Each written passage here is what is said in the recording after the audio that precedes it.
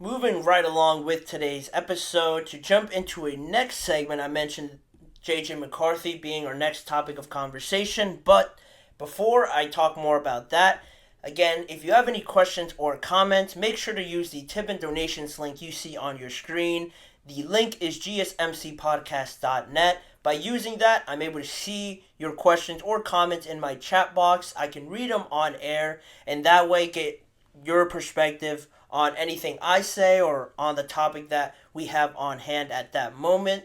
It's more engaging and it's a massive help for this show. So, again, if you would, please use the tip and donations link you see on your screen, gsmcpodcast.net. But in saying that, moving on to more quarterback talk, a very heavy quarterback episode today. J.J. McCarthy and what he's been up to in rookie minicamp. A lot has been said on Caleb Williams. A lot of attention, rightly so, goes to Caleb for being the number one overall pick. But JJ also got a lot of hype, probably just right along there with Caleb Williams late in the offseason after the scouting combine, after his top 30 visits, rising up a lot of people's draft boards. And just at one point, I wouldn't be ashamed to say it, that there was a thought that maybe the Washington Commanders, Adam Peters, were really starting to like J.J. McCarthy, and maybe, why not take him at number two? But it didn't turn out to be the case there. Fortunately, I have said already that the Minnesota Vikings were the best landing spot for any of these quarterbacks, and I thought that J.J. would have been the perfect guy to fit in there because of the similarities you get just in the basic of an offense. High powered, good O line, coming from Michigan, anchoring, leading that team over there in Michigan. Now seamlessly transferring over to the NFL and having a star wide receiver or two star wide receivers, great running back in Aaron Jones, another great offensive lineman, and that defense, well, it might not be the Michigan defense in terms of dominance to other college teams. It's still a defense that I am pretty high on. I think they've gotten a lot better, adding Jonathan Grenard, Alex Van Ginkel, drafting Dallas Turner. I think they could use a bit more help in the secondary, but other than that, they are improving. I think it's better than what they had last year. So JJ has an easier path, I think, to success than a lot of these teams with the quarterbacks that they drafted in the first round. Maybe other than Caleb Williams, because the Bears did a great job there. But everyone now also got a chance to evaluate JJ for the first time at rookie minicamp this past weekend. And similarly, like Caleb, which I'll talk about more towards the end of this segment, meaning J.J. McCarthy, got to Minnesota a bit earlier to meet with the coaching staff a day before the start of minicamp, and also walked through plays on his own prior to the Friday practice, prior to their first practice in rookie minicamp. Similarly to Caleb Williams, and also word around Minnesota's minicamp about J.J. McCarthy and just people's takeaways from him was that he was extremely accurate, great poise leading the offense during minicamp, and although he threw an interception during 7-on-7s, his ability just to go through Minnesota's plays with ease, which is a word taken from one of these articles and just these evaluations that I read about before this episode, really just stood out to a lot of people. It seemed like he knew this playbook way before anybody else did. He was just very much in tune with how everything was supposed to play out and where everybody was supposed to be. And he was asked about it, just how seamlessly it was for him to command the offense and just go through his progressions like he has been doing this for a couple years now. To which he said, "It didn't feel like my first day. I've been going over the offense for a long time now, so being able to go out there and perform and execute, that's new. But it was nothing that was overwhelming or too much for me."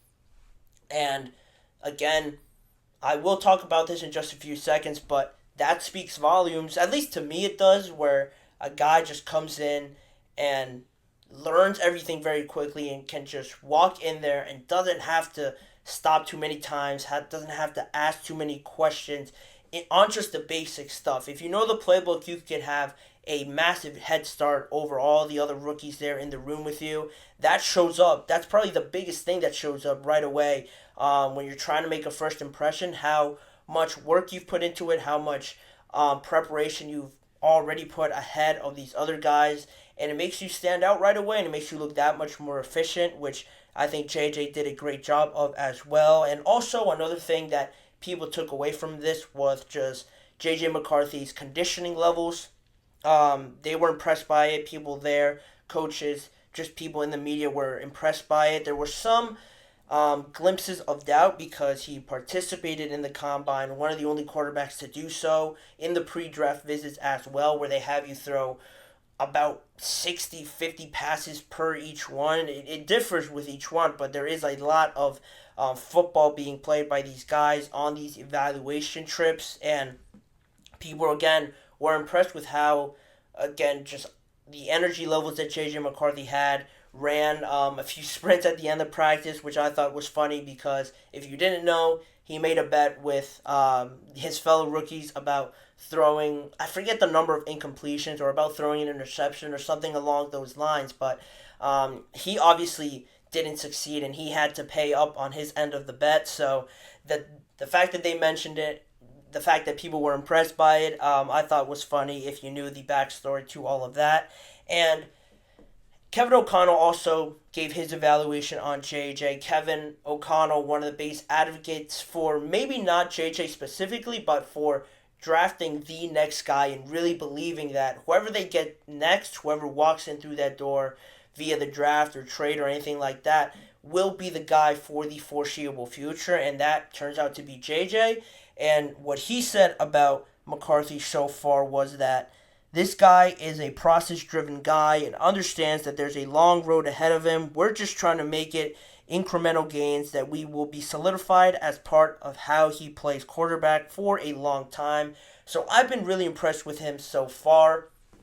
Really not saying too much there, but just all good things overall coming from J.J. McCarthy's, introduction into NFL life, albeit just around all rookies. But it is a good sign because as loud as it is when rookie quarterbacks step in there and make a good first impression, it's even louder when it doesn't pan out like a lot of people had hoped. But fortunately for J.J. McCarthy, it all has been very positive. And I mentioned before the similarities to Caleb and wanting to address it here before I wrap up this segment, how these two quarterbacks are intertwined with the rest of their career, I think is a massive topic to just keep in mind, because drafted to the same division in really probably the best two situations any rookie quarterback has walked into, how these guys just play out the rest of their careers battling against each other in high-powered offenses.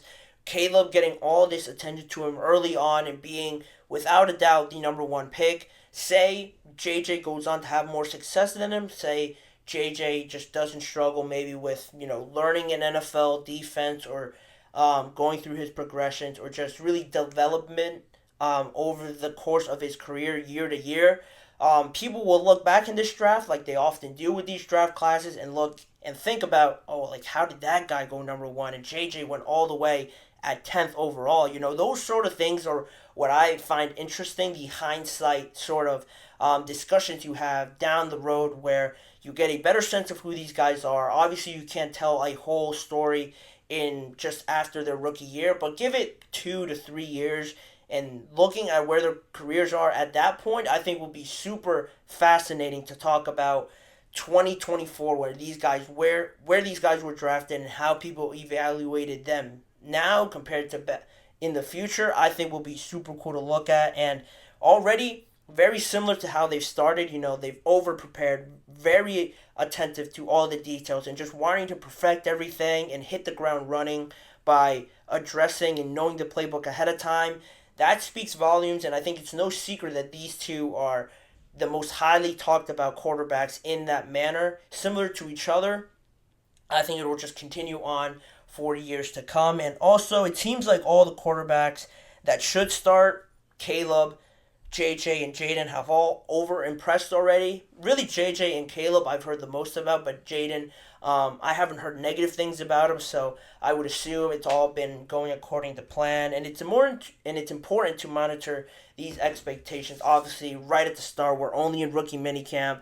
You can't really tell too much about it, but again, overall, the point is the positives speak very loudly, but when it's negative and it doesn't turn out like it should, it gets a lot louder for those players. But all positive for right now. Good signs for JJ and Caleb and all these rookie quarterbacks. But for us, in the meantime, we will move on to the last segment of the show and also the last break of the show. On the other side, we'll talk about the Dallas Cowboys and their running back situation.